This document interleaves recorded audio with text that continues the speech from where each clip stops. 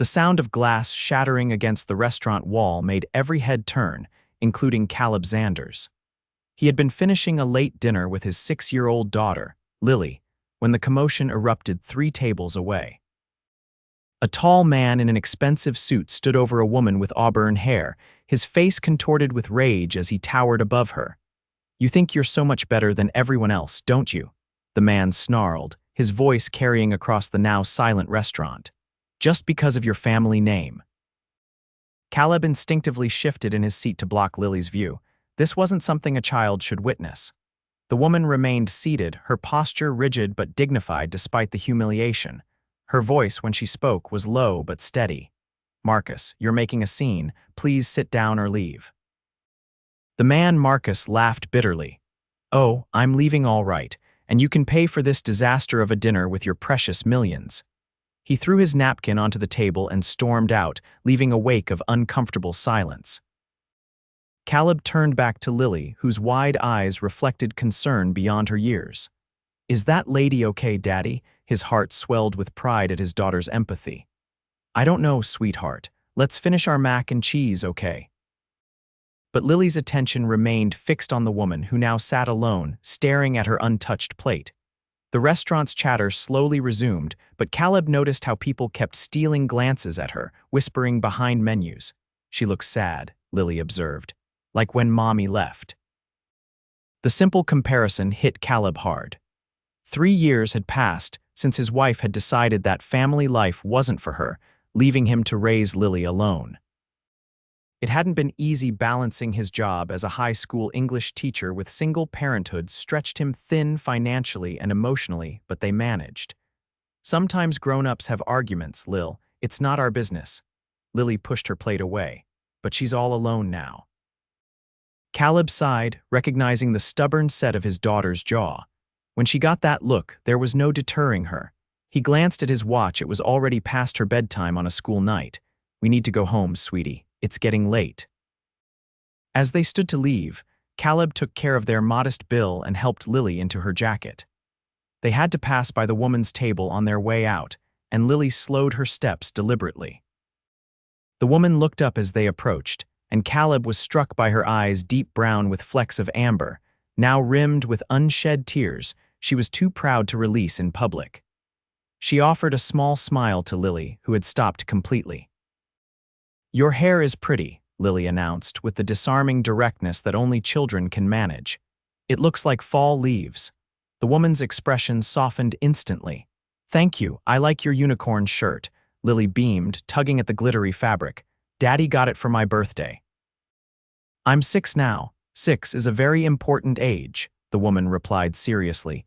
Caleb placed a gentle hand on Lily's shoulder. "Sorry to interrupt your evening," he said quietly. "We're just heading out." The woman's gaze shifted to him, and for a moment, Caleb felt strangely exposed, as if she could see through the carefully constructed facade of a man who had everything under control. "It's no interruption," she assured him. "Your daughter brightened what has been a rather dismal evening." Something in her voice, a note of genuine weariness, made Caleb hesitate. "Are you going to be okay? That was quite a scene earlier." She waved a dismissive hand. "Oh, that was just Marcus being Marcus. Unfortunately, this isn't the first time I've endured one of his tantrums." She hesitated before adding, "Though it will certainly be the last." "Did he drive you here?" Caleb found himself asking. A flicker of realization crossed her face. "He did, actually. I suppose I'll need to call a car service." Lily tugged at Caleb's hand. "Daddy, we can drive her home." "Like when you helped Miss Peterson when her car broke." Caleb felt heat rise to his cheeks. "Lily, I'm sure the lady can arrange her own transportation. We shouldn't impose." The woman studied them for a moment, then smiled, a real smile this time, not the polite one she'd been wearing. "Actually, I'd appreciate the ride if it's not too much trouble. I'm Natalie Donovan, Caleb Xanders," he replied, extending his hand. "And this is my daughter, Lily." Natalie's handshake was firm, her skin soft against his calloused palm. "It's nice to meet you both. And I promise I don't live far, just downtown."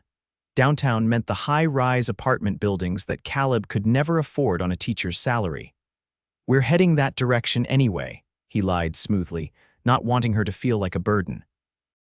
As they walked to the parking lot, Caleb became acutely aware of his 10-year-old Honda Civic with its faded paint and the booster seat in the back.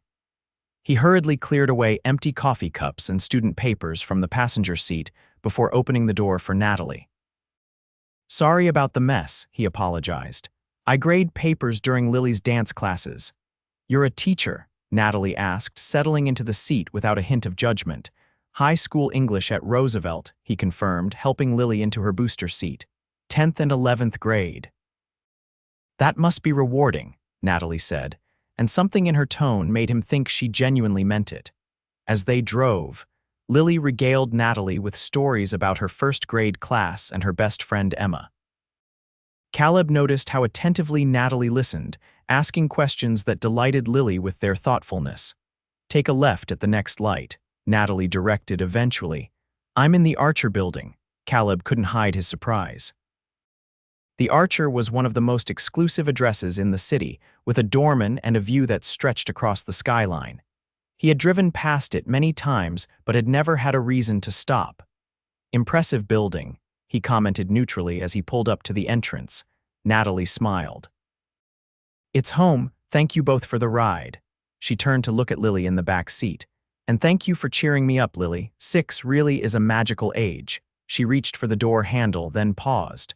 "I don't suppose. Would you like to have coffee sometime, Caleb?" "As a thank you for rescuing me tonight." The invitation caught him off guard. Women like Natalie, poised, elegant, living in luxury buildings, didn't typically ask men like him for coffee. But there was something genuine in her expression that made him nod. "I'd like that."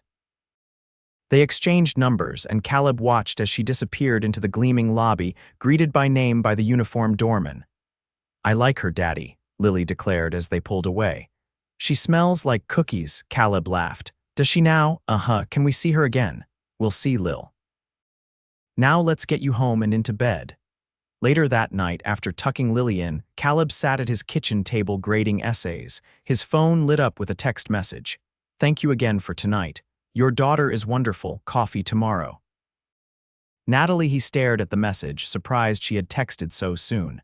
After a moment's hesitation, he replied, "Tomorrow works. I finished teaching at 3:30. Her response came quickly, "Perfect. Bluebird Cafe at 4, it's near your school." Caleb knew the place, a cozy, upscale coffee shop where he rarely ventured because a single latte cost as much as a week of the break room coffee he usually drank. But for once, he decided he could splurge. "See you then," he wrote back. The next day dragged interminably. His students noticed his distraction during their discussion of The Great Gatsby, and by the final period, even the normally apathetic seniors were exchanging knowing looks. "Hot date, Mr. X?" Zach Bennett asked with a smirk as the bell rang. "Just coffee with a friend," Caleb replied, feeling oddly like one of his teenage students. He managed to change his rumpled button down for a fresh one he kept in his classroom for emergencies, before heading to the cafe. The Bluebird was busy but not crowded, with soft jazz playing and the rich aroma of quality coffee filling the air. Natalie was already there, seated at a corner table by the window. Today, her auburn hair was pulled back in a simple ponytail, and she wore jeans and a cream-colored sweater that made her look younger and more approachable than she had the night before. She waved when she saw him, and Caleb felt an unexpected flutter in his chest. "How was your day of molding young minds?" she asked as he sat down. "Less molding, more herding cats," he replied with a laugh. "But we had some good discussions about symbolism in Fitzgerald that almost made up for the blank stares during grammar review." A server approached, and before Caleb could order, Natalie said, 2 almond milk lattes and a slice of their chocolate torte to share. "Unless you'd prefer something else," Caleb nodded, impressed by her confident order. "That sounds perfect." "I took the liberty of coming early to study the menu," she admitted with a slight blush. "I've never actually been here before." "Really? I assumed this was your regular spot, suggesting it and all." Natalie shook her head. "I looked up cafes near Roosevelt High. The reviews for this place were stellar." She hesitated, then added, "I don't actually get out much for casual things like coffee. My work keeps me rather isolated." "What do you do?" Caleb asked, realizing he knew almost nothing about her beyond her name and address. Something flickered across her face, wariness, perhaps before she answered. I work in investment management, family business. It's terribly boring to most people. Try explaining the nuances of semicolon usage to 16-year-olds, Caleb countered. I think I win the boring job contest. Her laugh was warm and genuine. Fair point, but I bet you make a difference every day. That's something special. Their conversation flowed easily after that. Natalie asked thoughtful questions about his teaching philosophy and listened intently to stories about Lily. In turn, she shared anecdotes about growing up with 3 older brothers and her passion for art history, which she'd studied in college before joining her family's firm.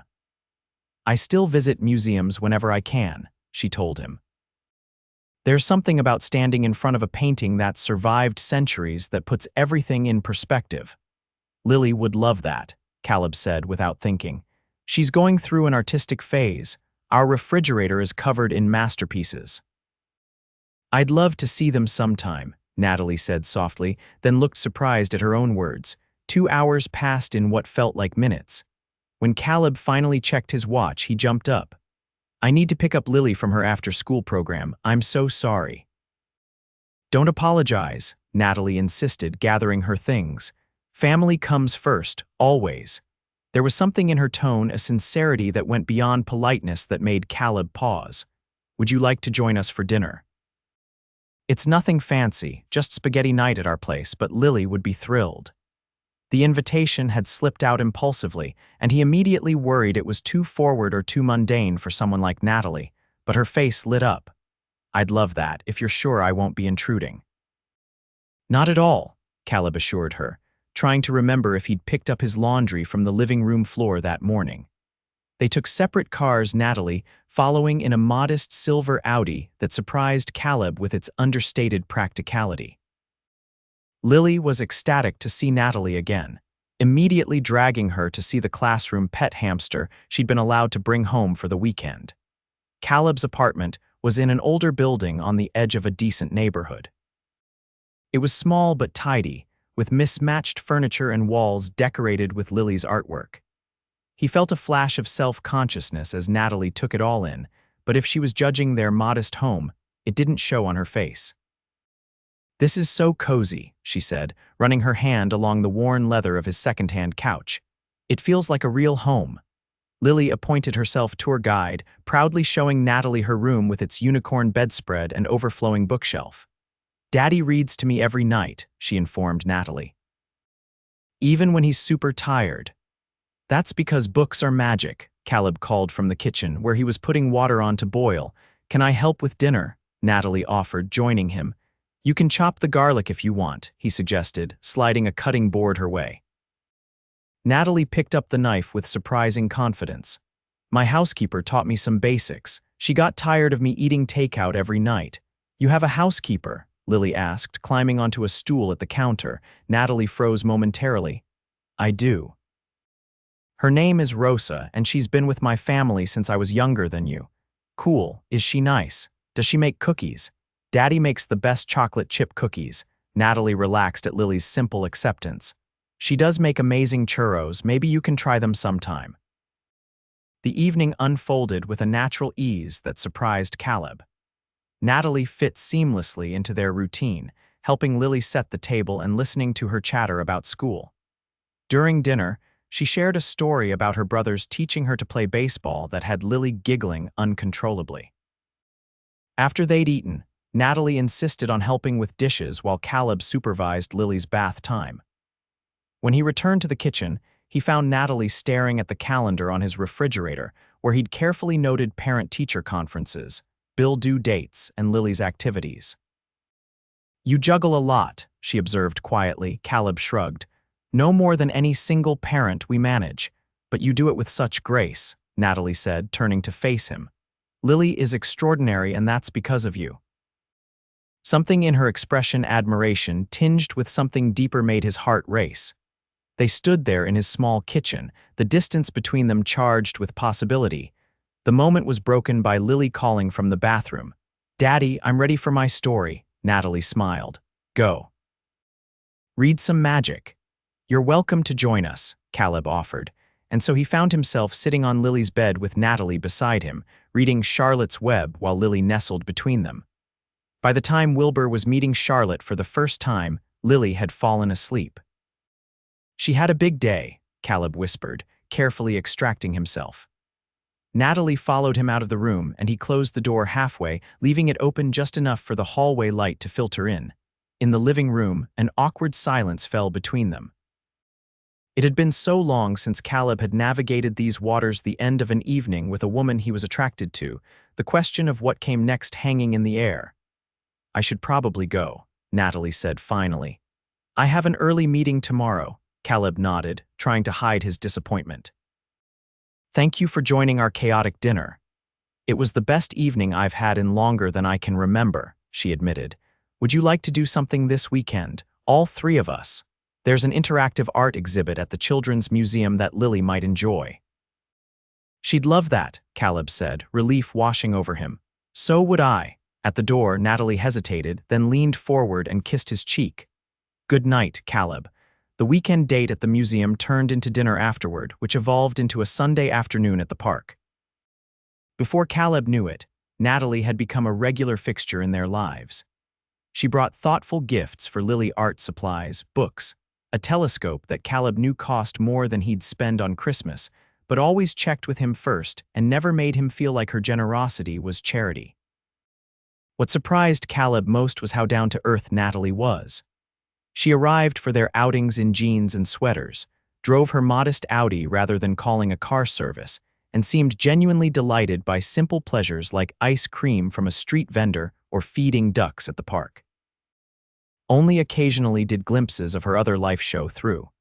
The way Mater D's sometimes recognized her at restaurants, how she absent-mindedly mentioned meeting the mayor at a function, or the time she had to reschedule their plans because her helicopter couldn't take off due to weather.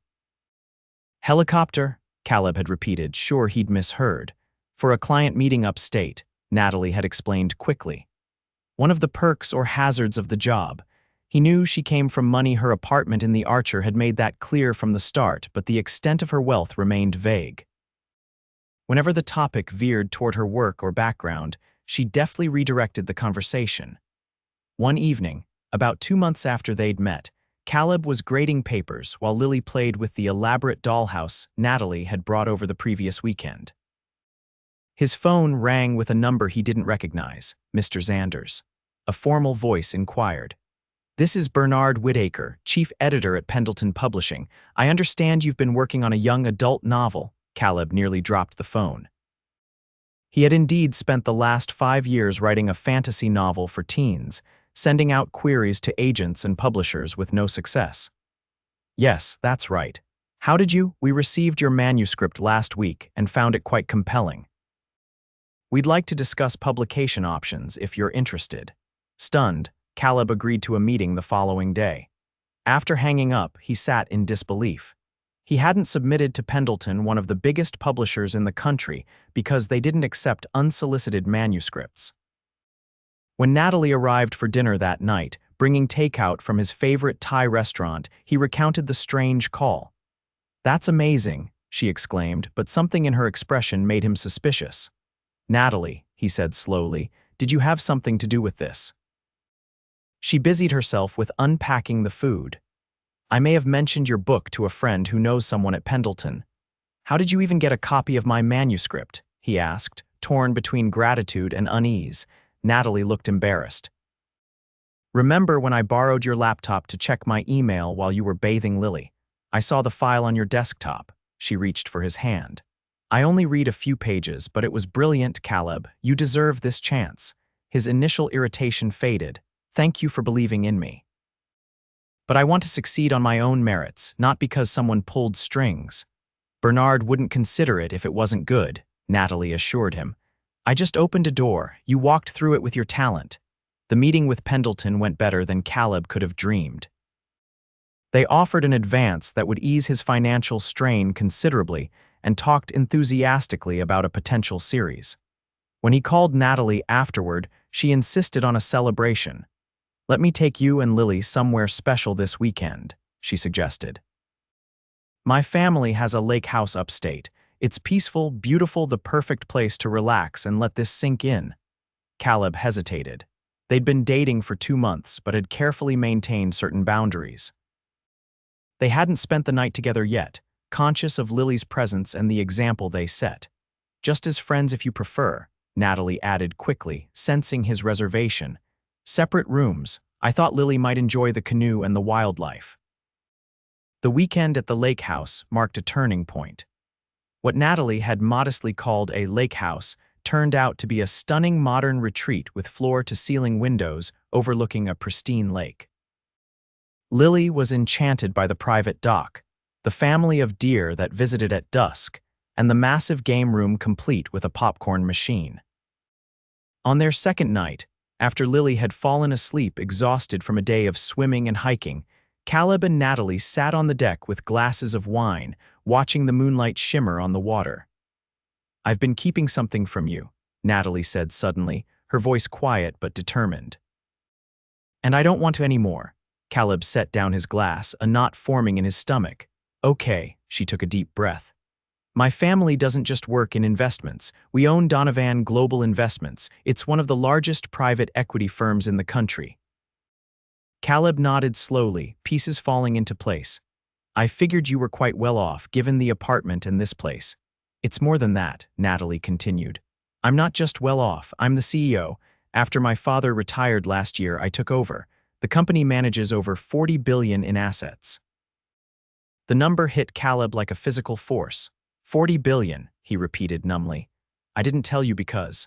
Natalie twisted her hands in her lap. "People treat me differently when they know. Men either want me for my money or are intimidated by it." That night at the restaurant when Marcus made that scene, he just found out exactly how much I was worth and was angry that I deceived him by not flaunting it. "Is that why you didn't tell me? You thought I'd be like him?" Natalie met his eyes. "No. I didn't tell you because with you and Lily, for the first time in my life, I felt normal, valued for who I am, not what I own. You rescued me that night without knowing or caring about my bank account." Caleb was quiet for a long moment, processing. "I understand why you didn't tell me. But relationships need honesty, Natalie, even about the hard things, maybe especially about those." "I know," she whispered, "and I'm sorry. Are you angry?" He considered the question carefully. "No, not angry. A bit overwhelmed maybe. It's a lot to take in." "Does it change how you feel about me?" The vulnerability in her voice struck him. Caleb reached for her hand. "I fell for the woman who listens to my daughter's stories like they're the most important things in the world, who brings soup when I'm sick and remembers how I take my coffee, who gets excited about 19th century poetry and cries at Disney movies." He squeezed her fingers. "Your bank account doesn't change any of that." Relief washed over Natalie's face. "So we're okay." Instead of answering with words, Caleb leaned forward and kissed her their first real kiss after weeks of growing closer. It was gentle at first, then deepened as Natalie responded, her hands coming up to frame his face. When they finally pulled apart, both slightly breathless, Caleb rested his forehead against hers. "We're more than okay." That night they talked for hours. Natalie shared the pressure she'd felt growing up as the only daughter in a dynasty, her struggles to prove herself in a male-dominated industry, and her loneliness, despite being surrounded by people.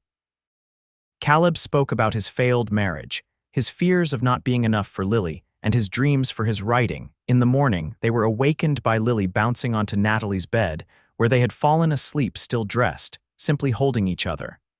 "Daddy, Natalie." "There's a baby deer outside my window," Lily exclaimed, oblivious to the significance of finding them together. Over the next several months, their relationship blossomed. Natalie gradually introduced Caleb to parts of her world charity galas, art auctions, weekend trips to New York while continuing to embrace his. She attended school events, helped with Lily's science projects, and even chaperoned a field trip, charming Caleb's colleagues and his daughter's friends alike.